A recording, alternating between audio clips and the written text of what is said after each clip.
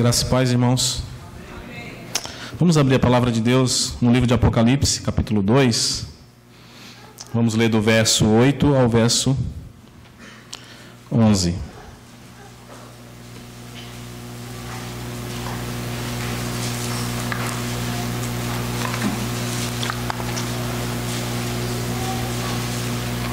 Apocalipse, capítulo 2, do versículo 8 ao versículo 11. Está escrito assim a palavra de Deus: Ao anjo da igreja em Esmirna escreve: Estas coisas diz o primeiro e o último, que esteve morto e tornou a viver. Conheço a tua tribulação, a tua pobreza, mas tu és rico, e a blasfêmia dos que a si mesmos se declaram judeus e não são, sendo antes sinagoga de Satanás. Não temas as coisas que tens de sofrer. Eis que o diabo está para lançar em prisão algum dentre vós, para ser dispostos à prova, e tereis tribulação de 10 dias. Sê fiel até a morte, e dar-te-ei a coroa da vida. Quem tem ouvidos, ouça o que o Espírito diz às igrejas. O vencedor de nenhum modo sofrerá dano da segunda morte. Amém. Vamos orar mais uma vez? Santo Deus, Deus bondoso e bendito, mais uma vez, Senhor Deus, te louvamos em oração, clamando a tua presença, a tua direção sobre nossas vidas. É o Senhor quem capacita, é o Senhor quem nos dá a direção, nos dá o entendimento, é o Senhor que ilumina a mente dos teus servos. Pai, nos colocamos inteiramente debaixo da tua poderosa mão para aprendermos a tua palavra, para entendermos o que o Senhor tem para a tua igreja nesta noite. Pois acredito, Senhor, que tu tens um propósito em cada vida que aqui se encontra. O Senhor é aquele que sonda os corações e sabe das necessidades de cada um. O Senhor sabe o sofrimento que cada um tem passado. O Senhor sabe das dúvidas e das tribulações que cada pessoa tem vivido. Que o teu Espírito Santo venha estar nos enchendo, fortalecendo a tua igreja, Senhor. É a oração que te fazemos no nome do nosso Senhor e Salvador Jesus. Amém. Irmãos, nós vamos ler mais uma carta que o apóstolo João escreveu às 7 igrejas da Ásia. Numa outra oportunidade eu pude estar pregando na carta à igreja de Éfeso, que é a primeira das 7 igrejas. Hoje tenho a oportunidade de falar para os irmãos e nós meditarmos na carta à igreja de Esmirna, que é a segunda igreja do Apocalipse. E eu creio que Deus tem muitas orientações para o seu povo através da instrução que Ele deu para essas igrejas específicas daquele momento, no momento que eles estavam vivendo. Mas a palavra de Deus ela é eterna e passarão os céus e a terra, e a palavra de Deus permanecerá a mesma. Então o Senhor ele renova a sua palavra e nos dá a orientação até nos dias de hoje e sempre o fará assim.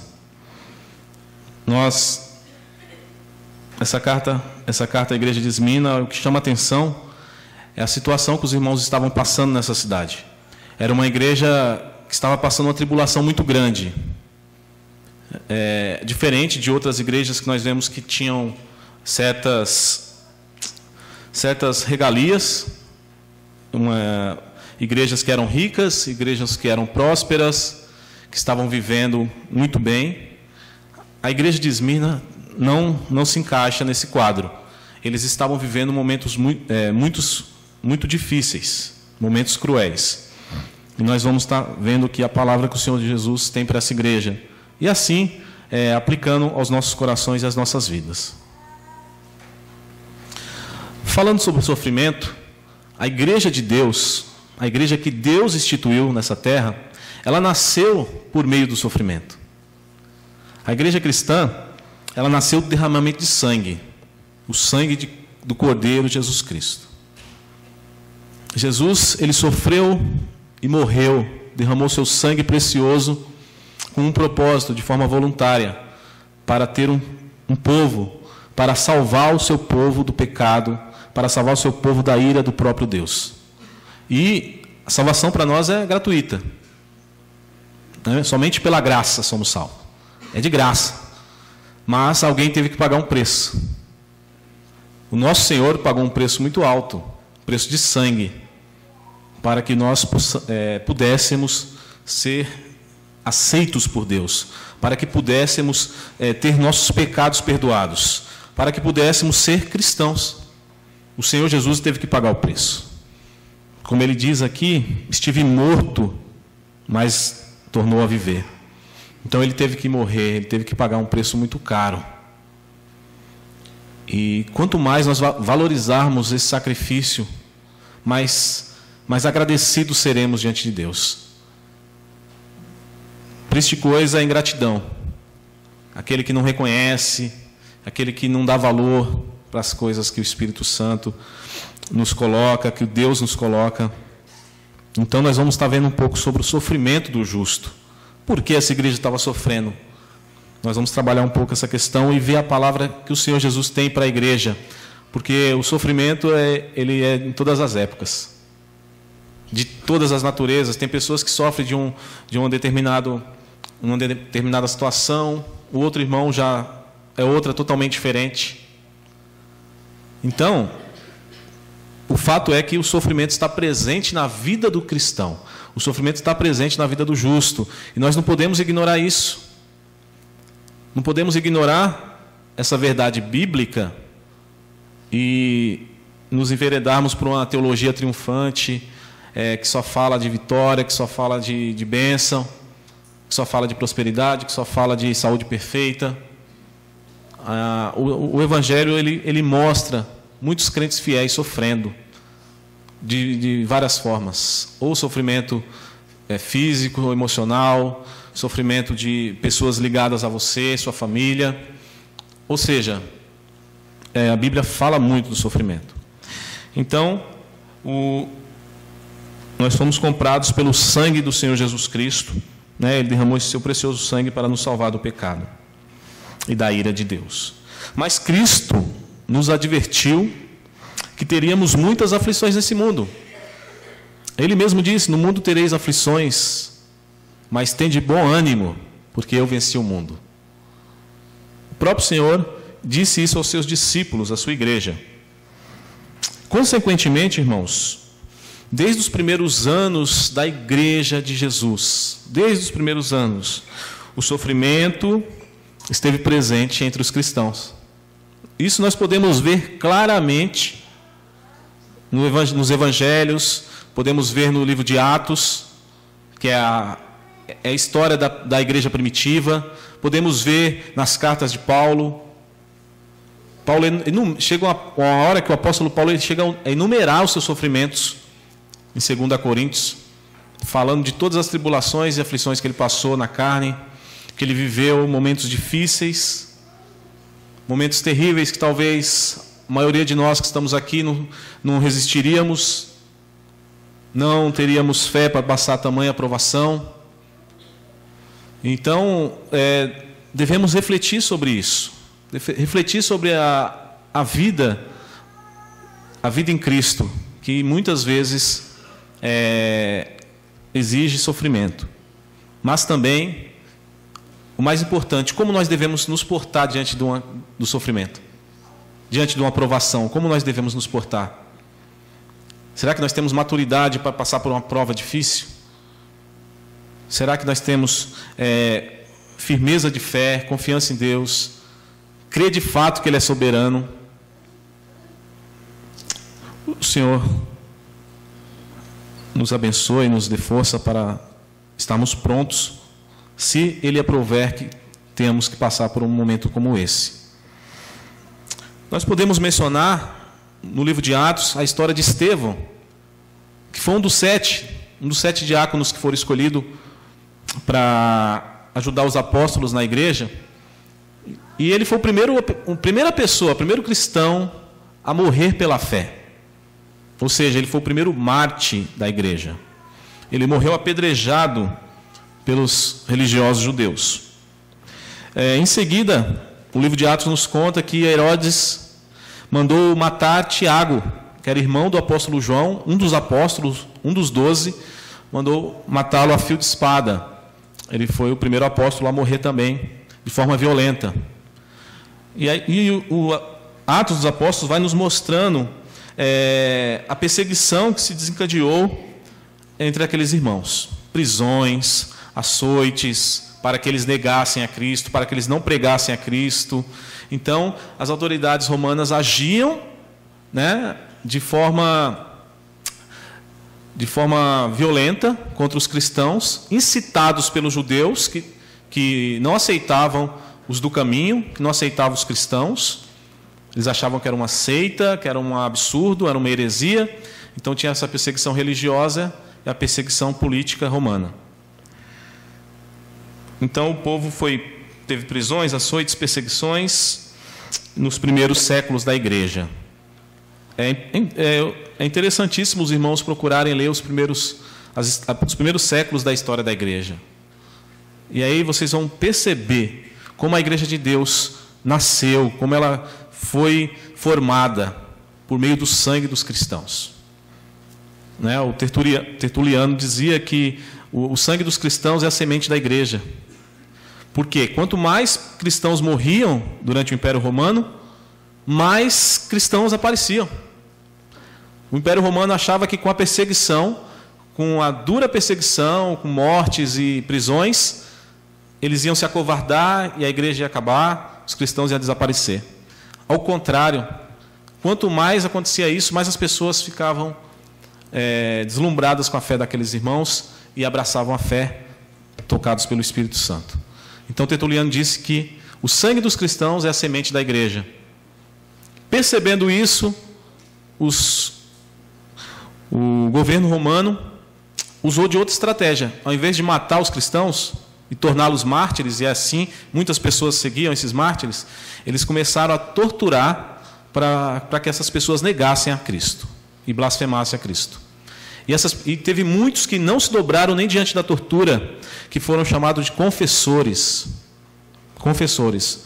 Outros irmãos, diante da tortura, eles negaram a Cristo. E aí surgiu um problema na igreja. A igreja deve, depois das perseguições, a igreja deve aceitar aqueles que sofreram e negaram a Cristo? Que foram traidores, vamos dizer assim? Ou não? Só vamos aceitar os confessores. Então, gerou esse problema na igreja. Foi um dos primeiros problemas que teve que ser discutido. Mas a história nos conta que, antes da Reforma Protestante, teve pessoas que morreram pela fé. Morreram pela pregação da palavra de Deus. Eles não morreram porque eram bandidos. Não morreram porque tinham feito coisas ilícitas. Porque eram pessoas roubadores, ladrões, assassinos. Morreram porque pregavam a palavra de Deus fielmente. Nós podemos citar o caso de John Hus, que foi morto na fogueira pela Igreja Católica. Nós podemos citar o caso de Savonarola, Jerônimo Savonarola, que também foi morto na fogueira porque pregava a palavra de Deus. Então a história está cheia desses exemplos. Enfim, essas pessoas, como diz Hebreus 11, capítulo 11, versículo 38, pessoas das quais o mundo não era digno, homens cheios do Espírito Santo, que deram a vida pelo Evangelho, deram a vida por Cristo, pessoas que viviam o Evangelho na sua inteireza, na sua pureza, e nem a morte poderia separá-los do amor de Cristo Jesus. Então são pessoas admiráveis por isso. São exemplos de fé. Diante de tudo isso que eu falei, irmãos, vem a nossas mentes as perguntas. Quais são elas? Por que o justo sofre? Se a pessoa perguntar para você por que o justo sofre, você saberia responder facilmente? É uma pergunta difícil, porque é uma realidade. Segunda pergunta: qual o propósito de Deus no sofrimento? Tem propósito? Terceira, qual é o envolvimento de Deus em nosso sofrimento? Ele está com você no sofrimento? Ele se envolve ou ele está alheio a tudo isso? São perguntas que as Escrituras nos falam, nos respondem. E nos dão a direção. Quando você perde um ente querido, quando você descobre uma doença terminal, quando acontece alguma coisa na sua família, é o sofrimento humano que todos nós estamos aí sujeitos a tudo isso. Quantas vezes a gente presenciou cenas de sofrimento na nossa igreja? Irmãos sofrendo, chorando, porque perdeu alguém, porque descobriu uma doença, porque aconteceu alguma coisa com o filho, com a filha. E será que nós estamos alheios a tudo isso? O fato é, irmãos, que a igreja de Esmirna estava vivendo dias difíceis quando o apóstolo João escreveu essa carta. Lá para o ano, segundo os estudiosos, 95, 96 depois de Cristo. A igreja de Esmirna estava sofrendo muito, estava vivendo dias de grande tribulação e precisava de uma palavra de Deus, precisava de uma resposta do Senhor, porque eles estavam sofrendo demais. Esmirna era uma importante cidade portuária, a 56 quilômetros da sua rival Éfeso, e era conhecida pela fidelidade que eles tinham ao Império Romano. Era uma cidade leal a Roma. E nesse momento, na igreja de Esmirna, não era fácil ser cristão. Não era fácil ser cristão nessa cidade. Você sabe, quem se convertia sabia que estava pronto para sofrer um monte de tribulação e até a morte, frequentemente.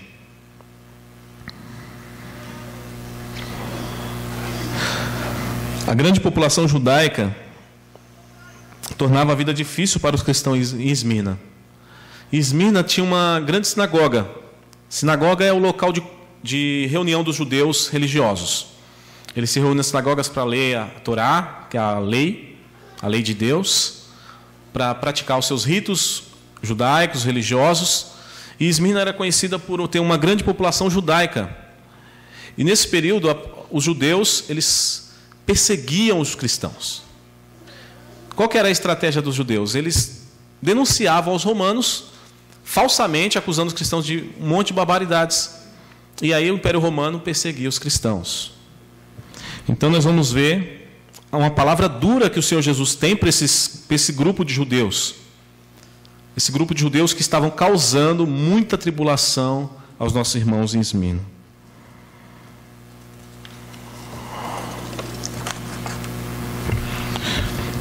No entanto, irmãos, esta igreja, a igreja de Esmirna e a de Filadélfia, que é outra igreja das 7 da Ásia, são as únicas que não recebem nenhuma crítica do Senhor. Todas as outras são criticadas. Jesus fala, eu tenho contra ti, e aí dá uma sentença, faz uma crítica. A igreja de Esmirna, que nós estamos lendo, e a igreja de Filadélfia, depois, são as duas únicas das 7 que não recebem nenhuma crítica. Era uma igreja muito boa, uma igreja fiel a Deus. Era uma igreja verdadeira. Com toda probabilidade, nós entendemos que a igreja de Esmirna foi fundada pelo apóstolo Paulo durante a sua 3ª viagem missionária, em 53 a 56 depois de Cristo. Em Atos 19:10 diz que Paulo fala, dando ensejo a que todos os habitantes da Ásia ouvissem a palavra do Senhor, tanto judeus como gregos. Então o apóstolo Paulo ele evangelizou e fundou igrejas em toda a Ásia, nas suas viagens missionárias. Então provavelmente essa igreja foi fundada pelo apóstolo Paulo. É possível que o famoso bispo de Esmirna, o famoso bispo que provavelmente pastoreou a igreja de Esmirna, chamado Policarpo, tenha pastoreado essa igreja. Policarpo ele era discípulo de João. Ele foi um eminente líder da igreja primitiva. Ele era discípulo do apóstolo João. E ele é importante para a igreja pelo seu martírio. pela sua confissão de fé e a sua firmeza diante da morte, que foi registrada através dos séculos. Fiel até a morte, esse venerável líder, é importante eu falar um pouco dele. Fiel até a morte, esse venerável líder foi queimado na fogueira no ano 155. Foi-lhe ordenado dizer: César é o Senhor, mas ele se recusou. Então o procônsul disse: impropera a Cristo, ou seja, insulta a Cristo, critica a Cristo, censura a Cristo. Isso quer dizer improperar. Nega-o e eu porei liberdade. Então tinha uma condição dele ser livre, se ele falasse coisas contra Cristo. E ele respondeu: por 86 anos eu tenho servido a ele e jamais me causou mal. Como, pois, eu poderia blasfemar contra o meu rei e meu salvador? O procônsul novamente o pressiona a se dobrar diante de César, mas Policarpo com ousadia disse que era cristão.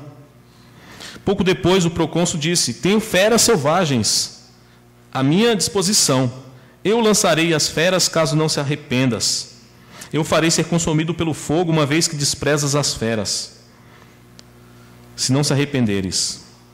E aí, diante dessas ameaças, Policarpo disse: ameaças-me com fogo que pode durar por 1 hora, então se extingue, mas ignoras o fogo do julgamento vindouro e a punição eterna reservada para os ímpios. Por que demoras? Faça a tua vontade. Logo depois se ajuntou madeira e palha, né? E muitos judeus daquela cidade ajudaram a levar essa palha e essa lenha para que esse líder cristão morresse pelas chamas. Ele foi queimado na fogueira. Mas ele deixou um legado. Ele deixou um testemunho de fé fantástico para toda a igreja que já passou mais de 1800 anos e nós estamos falando dele aqui. Uma pessoa que teve firmeza diante da morte, diante da tortura, diante da tribulação. Esse relato do martírio de Policarpo demonstra as reais condições em que vivia a igreja do primeiro e segundo século.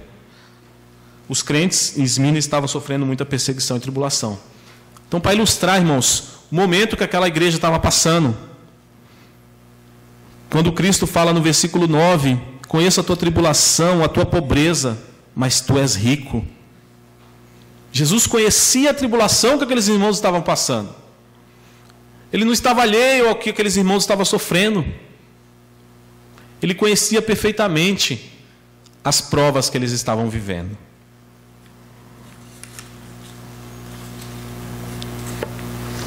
E no versículo 1, Jesus ele se apresenta, assim como em todas as cartas. A igreja de Éfeso, que nós vimos outrora, ele diz que é aquele que tem na mão direita as 7 estrelas e anda no meio dos 7 candeeiros de ouro. A igreja de Esmirna, no versículo 8, ele diz: estas coisas diz o primeiro e o último, que esteve morto e tornou a viver. Ele se apresenta como o alfa e o ômega, aquele que é o primeiro, que é o último, que morreu, mas que ressuscitou, que tornou a viver. Então o Senhor ele se apresenta como o primeiro e o último, que esteve morto e viveu, voltou a viver. Cristo é o vencedor da morte.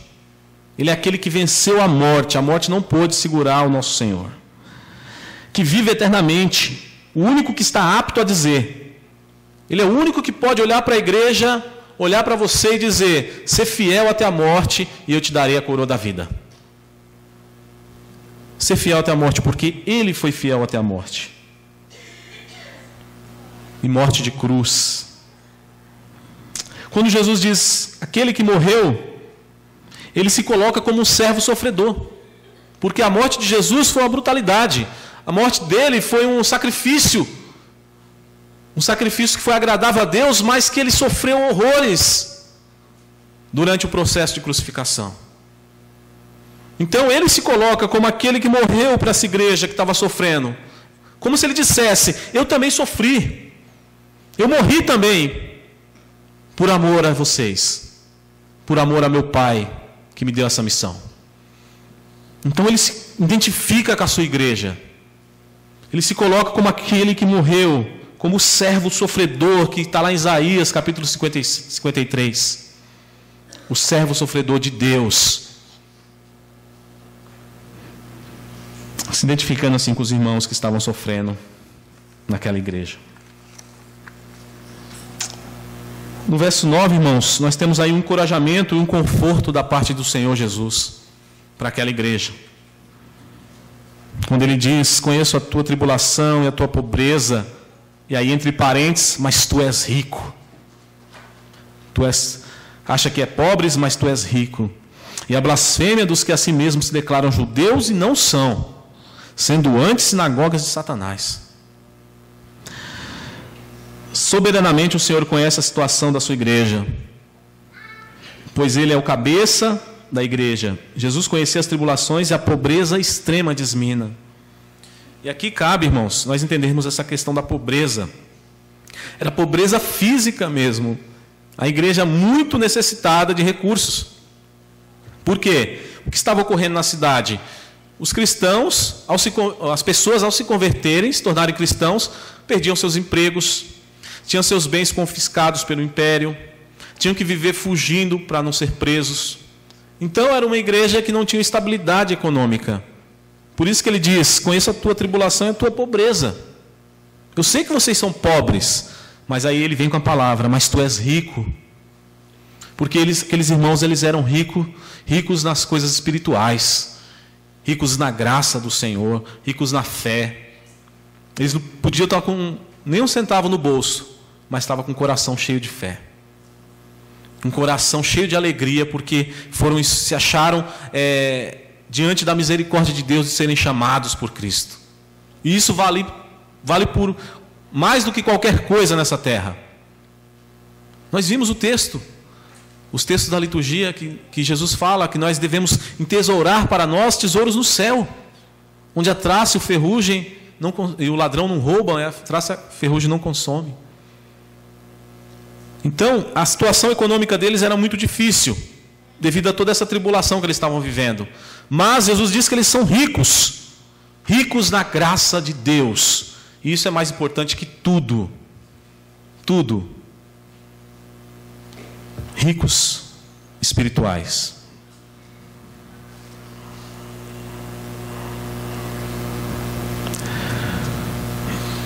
De um ponto de vista terreno, irmãos, essa pobreza que os irmãos estavam vivendo era um verdadeiro sacrifício se tornar um cristão. Era um verdadeiro sacrifício do ponto de vista terreno. Você vai ter que perder muitas coisas, você vai ter que abdicar de muitas coisas. Você vai deixar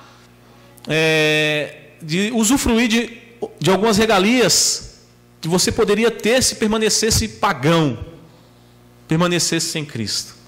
Então, os cristãos naquela época tinham que ser muito convictos da sua fé.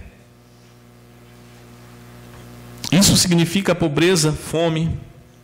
Você se converter naquele período em Esmirna significava o quê? Pobreza, fome, prisão, frequentemente morte. E não é uma morte rápida, uma morte que você vai sofrer ali alguns minutos e pronto. Não, era morte na fogueira, era morte por feras. Era mortes terríveis que os cristãos passavam. Então era muito difícil se tornar cristão nesse período. Mas surpreendentemente o Senhor diz a esses crentes, que eles poderiam parecer pobres, mas na realidade eram ricos de bens espirituais, de gloriosos frutos da graça. Eles eram cheios desses bens.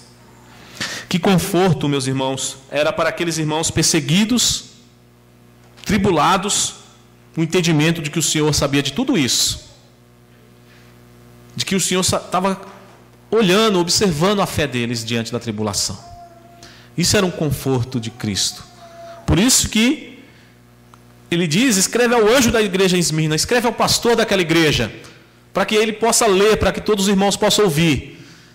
Eu conheço a tribulação de vocês. Não pense que eu estou alheio a tudo isso. Eu estou acompanhando de perto. E aí ele fala: vocês pensam que vocês são pobres, mas vocês são ricos. Mas de maneira soberana ele permite que os irmãos passem por aqueles sofrimentos. Tanto é que ele vai dizer aqui no verso 10: não temas as coisas que tens de sofrer. Jesus disse que eles vão continuar sofrendo, que eles vão sofrer mais ainda. E ele dá até um prazo aqui para esse sofrimento, que nós vamos ver mais adiante. Jesus não disse: eu sei das tuas tribulações, mas eu estou dando um jeito e vou acabar com esse sofrimento. Ele não disse isso. Ele disse: não temas. Fortaleceu eles. Sejam fortes, porque vocês vão sofrer ainda mais. Como é que se nós estivéssemos em Esmina, como nós receberíamos essa palavra? Como é que Jesus chegasse através do seu apóstolo, o último apóstolo vivo, João, o ancião, e você recebesse uma carta dele, o original, o autógrafo, e tivesse escrito essas palavras, e você estivesse passando por tribulações terríveis, você ia ser confortado pela palavra de Deus. Eu acredito que nós iríamos falar: Senhor, seja feita a tua vontade. Porque é uma resposta direta de Deus para o seu povo. É uma situação diferente da de hoje, irmãos. Por quê? Hoje nós temos as Escrituras, o cano está fechado. Toda a revelação já está aqui à nossa disposição. Naquele período, os irmãos estavam recebendo revelações de Deus, e a Bíblia, o Novo Testamento, estava sendo formado. Então eles estavam recebendo uma revelação direta do Senhor que ressuscitou, do Senhor que morreu por eles, dizendo: não temas, mas ser fiel até a morte. Ser fiel até a morte. E Jesus tem uma palavra dura para o grupo de judeus que era o causador de todos os males. Por quê? Os romanos, eles estavam lá para cumprir a lei. E nos tribunais, os judeus acusavam esses irmãos. Acusavam eles de fazerem festas com canibalismo, porque eles viam falar que os cristãos comiam a carne de Cristo e bebiam do seu sangue. E eles maliciosamente interpretavam isso de forma literal e acusavam os cristãos de praticarem esse canibalismo, que seria um absurdo. Acusavam os cristãos de várias mentiras. Falsamente os acusavam por inveja. O Novo Testamento está cheio dessas provas bíblicas que nós vamos ver um pouco mais adiante. Na parte B, Jesus fala: conheço também a blasfêmia dos que a si mesmos se declaram judeus e não são, sendo antes sinagoga de Satanás. É esse grupo. Jesus está se referindo a esse grupo que está causando os males à igreja dele. Esse grupo de judeus não só haviam recusado a crer no Messias, eles não creram. Nós vimos aqui que Paulo fala que, dando ensejo a todos, para que a palavra de Deus seja pregada, tanto a judeus quanto a gregos. Quem já leu o livro de Atos sabe que Paulo, quando chegava numa cidade, a primeira coisa que ele fazia era se dirigir à sinagoga dos judeus e falar de Cristo para eles, pregar o Messias para os judeus. Uma vez que os judeus rejeitavam, ele se dirigia aos gentios, que eram os outros povos. Aqui ele fala dos gregos. Então, eles tinham ouvido a palavra de Deus, permaneceram com o coração duro, rejeitando o Salvador e ainda blasfemavam o nome de Jesus. Era um grupo terrível. E Jesus fala: eu conheço a blasfêmia daqueles que se declaram judeus, mas não são.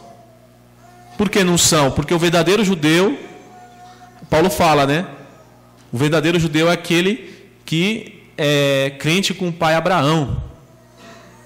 É aquele que tem fé em Jesus Cristo. Esse é o verdadeiro judeu. Havia uma grande sinagoga, como eu disse, e esse grupo, ele fermentava a cidade para que os cristãos fossem perseguidos.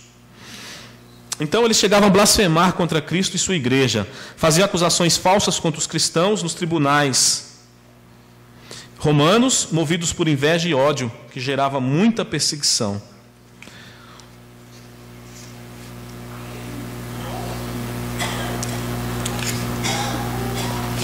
Então esses irmãos estavam sofrendo muita perseguição por parte desses judeus. Embora professassem cultuar a Deus, os judeus, eles afirmam crer no Deus do Antigo Testamento. o Deus que se revelou a Abraão, a Isaac e a Jacó, o Deus de Moisés. Mas eles rejeitam a parte do Novo Testamento, que fala, que apresenta Jesus Cristo como nosso Senhor. Até hoje é assim, né? Então, eles se dizem cultuar a Deus. Embora professassem cultuar a Deus, a oposição terrível que faziam os cristãos demonstrava que eles, de fato, estavam sob o poder satânico das trevas. Que é o que Jesus fala aqui. Antes são sinagoga de Satanás. Diziam cultuar a Deus, mas estavam fazendo o serviço do diabo. É bem parecido com o que acontece hoje com os islâmicos, né?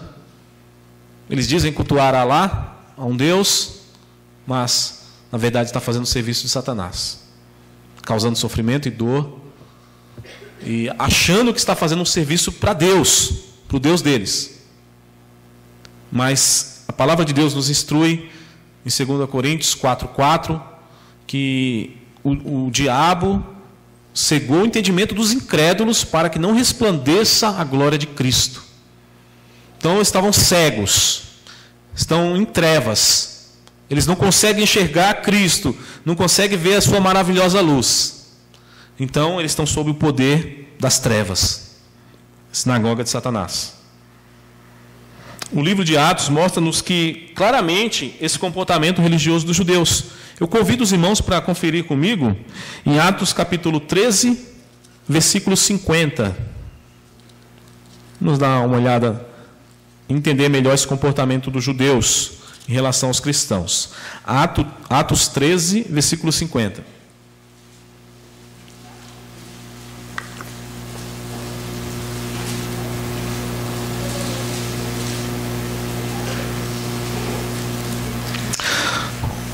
Diz assim a palavra: mas os judeus instigaram as mulheres piedosas de alta posição e os principais da cidade e levantaram perseguição contra Paulo e Barnabé, expulsando-os do seu território.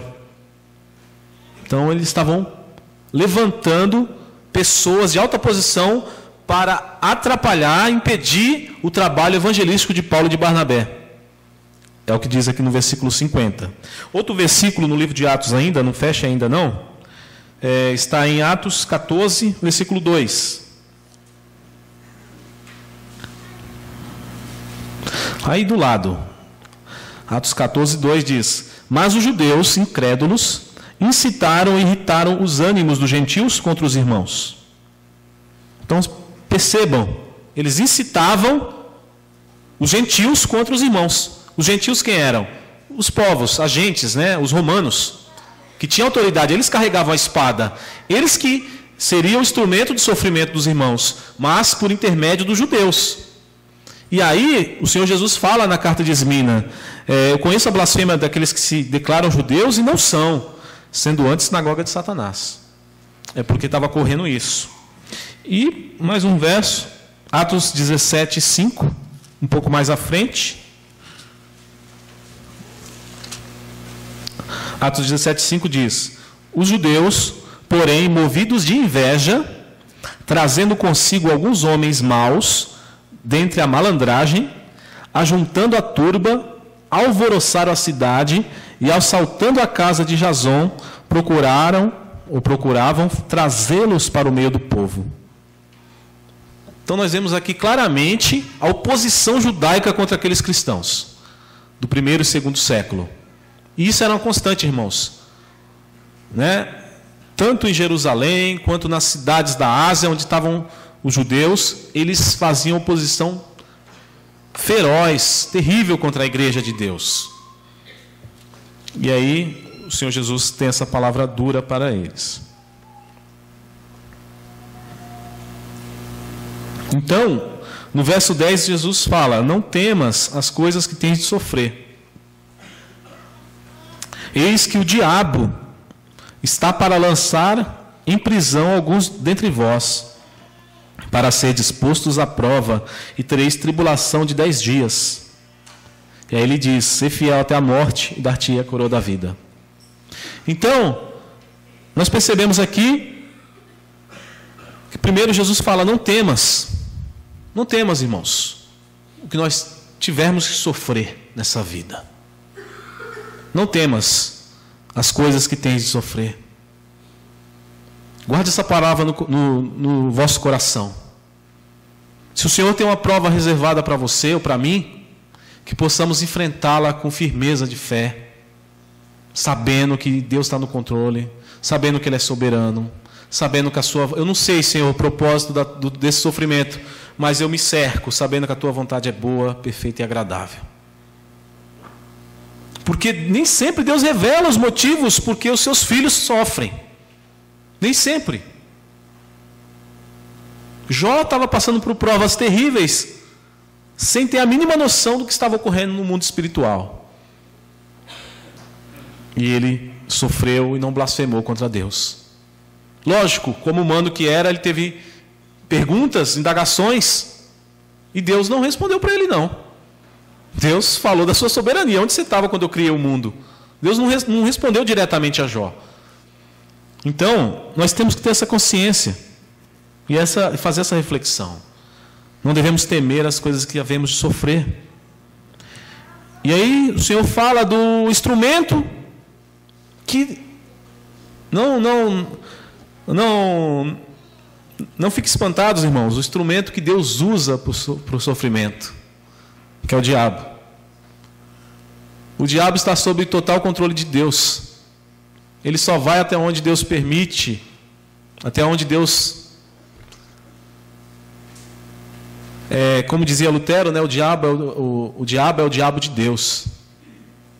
Então, nem o diabo tem autonomia para fazer o que ele quer. Nada escapa ao poder soberano do Senhor. Mas aqui Jesus diz que o diabo sim estará para lançar em prisão algum dentre vós. Viria uma força das trevas, viria um poder maligno contra aquela igreja e colocaria pessoas santas, justas e boas na cadeia, nas prisões, sofrimento, privação, separação de famílias, separação da unidade familiar. E o Senhor sabia de tudo isso e alerta essa igreja: o diabo está para lançar em prisão algum dentre vós, para ser disposto à prova. Aqui ele diz o objetivo dessa tribulação que eles iriam passar: vocês serão postos à prova.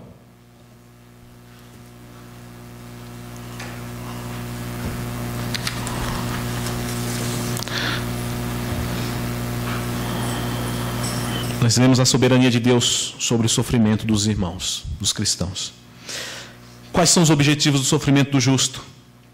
Nós temos aqui algumas respostas que nós podemos dar essa noite. Uma delas está aqui no texto, né? Para serem postos à prova. Vocês se lembram de Abraão? Quando Deus pediu para que ele sacrificasse o seu próprio filho Isaque, o filho que ele amava, o filho da sua velhice, o seu único filho, com Sara, o filho da promessa. E Abraão, no ato de fé, ele vai com aquele rapaz até o monte para o sacrifício. E o autor dos Hebreus diz que ele cria que Deus poderia ressuscitá-lo. E Abraão, ele passa por esse sofrimento. Imagina se Abraão dormiu à noite. Será que ele dormiu com a consciência tranquila?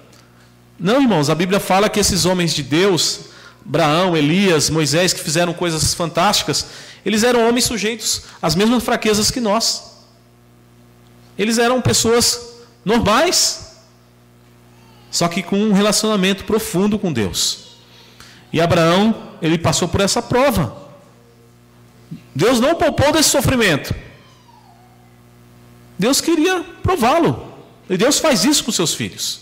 Ele prova a nossa fé. Ele prova. Segundo, o primeiro objetivo seria: sofrimentos nos provar a fé. Segundo, o sofrimento nos fortalece e aperfeiçoa nosso caráter. Com o sofrimento, Deus cria em nós paciência, e a paciência gera a experiência, e assim vai. Deus nos aperfeiçoa por meio do sofrimento. O sofrimento também, um terceiro ponto, o sofrimento nos leva de volta a Deus. Muitas vezes Deus usa do sofrimento para trazer aquela pessoa de volta aos caminhos. Tem até aquele ditado, né? Não vem pelo amor, vem pela dor. É um ditado popular gospel. Mas ele não está de todo errado, no sentido de que Deus usa o sofrimento, sim. Muitas vezes, nós temos aí o exemplo do filho pródigo, que Jesus conta essa história, dizendo que aquele rapaz teve que passar por maus bocados, sofrer barbaridade para se lembrar da casa do pai. E aí ele se lembrou de Deus, se lembrou do pai, do que ele tinha no seio do Senhor. Então, Deus usa muitas vezes o sofrimento para nos levar de volta a Ele.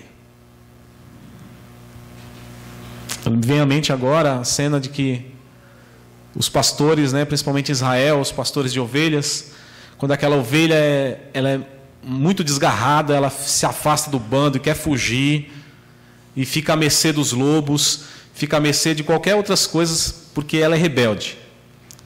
E aí o que o pastor faz com essa ovelhinha? Ele quebra a patinha dela.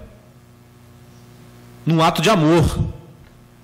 Não porque por maldade, você é rebelde, vou quebrar sua patinha. Não. Mas ele quebra a patinha para que ela aprenda uma grande lição. Que não deve se afastar ali do aprisco. Não deve se afastar dos seus irmãos. E por último, o sofrimento, muitas vezes Deus permite, né? Ele faz com que seus servos passem por sofrimentos para que tenhamos compaixão dos irmãos que também estão sofrendo. Para que gerar compaixão no nosso coração. E que possamos olhar aquele irmão que está passando uma necessidade, uma luta, uma tribulação terrível, que só Ele e Deus sabe.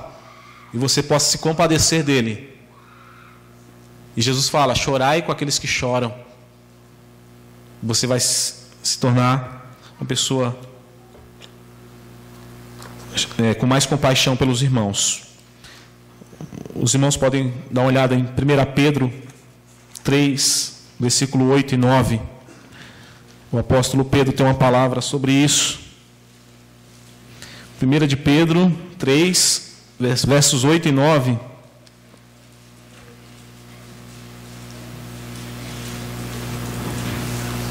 Ele diz, finalmente, sede todos de igual ânimo, compadecidos fraternalmente, amigos, misericordiosos, humildes, não pagando mal por mal, ou injúria por injúria, antes pelo contrário, bem dizendo, pois para isto mesmo foste chamados, a fim de receberdes bênçãos por herança. Então a palavra do Senhor nos instrui a sermos compadecidos fraternalmente. Temos compaixão pelo aquele que está sofrendo. E isso é um dos motivos também do Senhor nos permitir o sofrimento, para gerar compaixão entre os irmãos. Um dos instrumentos desse sofrimento, como eu disse, é o diabo. O objetivo do sofrimento, no caso da igreja de Esmina, era pôr à prova os irmãos, purificar a fé deles. E é interessante e notável que mesmo a igreja de Esmina, uma igreja que tinha várias qualidades, uma igreja que Jesus não tece nenhuma crítica a eles, ainda assim eles precisavam purificar a fé deles. Mesmo uma igreja que não recebe nenhuma crítica, precisava melhorar, precisava crescer, precisava purificar-se. E Jesus não os poupa do sofrimento. E aí nós perguntamos, mas até quando, até onde pode ir esse sofrimento dos irmãos em Esmirna? Jesus fala em 10 dias. Aqui no verso 10. Para ser expostos à prova e tereis tribulação de 10 dias. Esses 10 dias, irmãos, têm gerado bastante interpretações. Uns dizem que é 10 dias literais. Outros dizem que o número 10, por ser o número relacionado ao mal no Apocalipse, representa as forças das trevas. Então pode ser que Jesus esteja dizendo que a igreja estaria à mercê do mal, inclusive né, o verso diz, ser fiel até a morte. Então poderia ser um período de tempo também. Porque o livro do Apocalipse ele é cheio de figuras, de alegorias, metáforas. Então esses 10 dias pode não ser literais. Pode ser 10 dias como um período de tempo que a igreja estaria à mercê da força das trevas para lhe causar sofrimento. Em seguida, Jesus diz, ser fiel até a morte e dar-te a coroa da vida. Ser fiel até a morte não significa meramente ser leal até morrer. Eu vou ser leal até morrer. Muito bem, mas não é só isso. Significa também ser fiel ainda que isto lhe custe a vida. Vou ser fiel ainda que isso me custe a vida. Nós vemos que Jesus disse, né? Aquele que perder sua vida, achá-la-á. E muitos irmãos que perderam a sua vida, encontraram a vida eterna. Ganharam a vida eterna que é incomparavelmente melhor. E por último aqui, Jesus diz no verso 11, uma promessa. O Senhor nos faz uma promessa, assim como Ele termina todas as cartas do Apocalipse, com uma promessa. A promessa que Ele faz à igreja de Esmirna é: o vencedor de nenhum modo sofrerá dano da segunda morte. De nenhum modo sofrerá o dano da segunda morte. Essa é a promessa que Ele faz aos vencedores, aqueles fiéis, aqueles que foram chamados segundo o propósito de Deus. E aí nós entendemos que a morte, a segunda morte, ele fala de segunda morte aqui, mas qual será a primeira morte? Entendemos que a primeira morte é a morte física, a morte que os irmãos estavam sofrendo. Morte por meio da espada, por meio da fogueira, de feras. Essa é a primeira morte. E todos passarão por essa morte. A morte física. E a segunda morte é a morte eterna. É o que o próprio Apocalipse diz no final do livro, que é a morte eterna no lago de fogo e enxofre. A morte que todos os ímpios receberão. É o juízo final, o julgamento de Deus. É o lançamento dos ímpios, do diabo e dos seus anjos no lago de fogo e enxofre.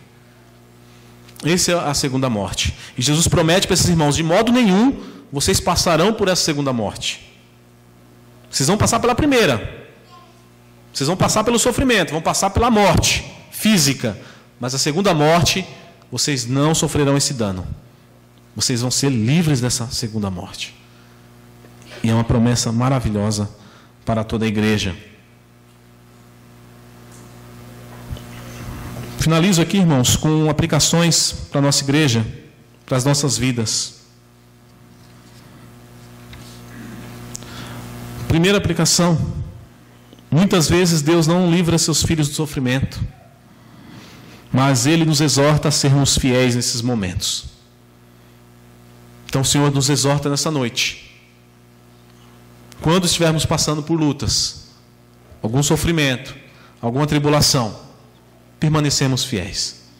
Ser fiel até a morte. E aí Jesus vai nos dar a coroa da vida. Segunda aplicação: Deus tem um propósito santo e bendito no sofrimento da sua igreja. E nem sempre ele vai ser revelado. Isso é uma conclusão que nós chegamos também por meio dos textos. Deus tem um propósito no sofrimento, conforme alguns que eu coloquei aqui. Mas nem sempre ele será revelado para você ou para mim. Então, exige fé, exige confiança nesse Deus soberano. Nesse Deus que você diz que controla a sua vida. Que você se entregou a Ele, que você chama Ele de Senhor. Exige confiança nele diante dessas situações. Terceiro, o sofrimento dos justos é temporário. Ao contrário do sofrimento do ímpio, que é eterno. Isso a gente pode descansar, irmãos. Se nós sofremos nessa vida, é de forma temporária. De forma temporária. Sofremos por um período. Graças a Deus, pela sua misericórdia, temos momentos de alegria. Temos momentos de gozo, de felicidade extrema, de comunhão, de culto. Temos momentos de felicidade, mas também temos momentos de sofrimento. Mas sofrimento é temporário. Você não vai viver a vida, passar um sofrimento para a eternidade. É temporário. Ao contrário dos ímpios. Aos ímpios, o lugar deles cabe no lago de fogo e enxofre. Pessoas que não temem a Deus, que desprezam a Cristo, a sua obra, a sua igreja, sofrerão eternamente no inferno. Depois do julgamento de Deus, o justo julgamento de Deus. E hoje não tem sido pregado isso. Não tem sido pregado que haverá um dia que Deus há de julgar todo homem, conforme as Escrituras nos diz, segundo a sua obra. Cada pessoa que já viveu nessa terra será julgado segundo a sua obra. E ai daquele que não tiver um advogado do lado, que o advogado é Cristo. Ai daquele que não tiver debaixo do sangue do Cordeiro para ser livre, liberto da ira de Deus. Porque a ira do Senhor é como fogo consumidor. O autor aos Hebreus diz: ai daquele que cair nas mãos do Deus vivo. Ai daquele que cair nas mãos do Deus vivo. É um Deus irado, um Deus que se indigna contra o pecado. Nós temos textos claros sobre isso, irmãos. O que aconteceu com Nadab e Abiú, o que aconteceu com Uzá, com Ananias e Safira, e com tantos outros que desprezaram a lei do Senhor, desprezaram o seu Cristo. Então, o sofrimento do justo, daquele que foi lavado pelo sangue do Cordeiro, é temporário, mas dos ímpios será eterno. E por último, irmãos, uma quarta aplicação, uma quarta reflexão, independente da luta, da tribulação que estejamos passando, ou venhamos a passar, devemos saber que Deus está junto contigo, está junto conosco. Devemos saber que Deus está junto conosco, passando no sofrimento. Como ele disse para a igreja aqui dos irmãos em Esmina: eu conheço a tua tribulação. Que Deus nos ajude, que Deus nos auxilie nesses momentos difíceis. Que o Senhor nos faça gerar em nosso coração uma fé tamanha quanto a desses irmãos do passado. Que diante da luta, não só nossa, mas a luta do irmão, a luta daquela pessoa que Jesus morreu por ela também, derramou sangue por ela também, possamos estar juntos, fiéis ao Senhor. Amém.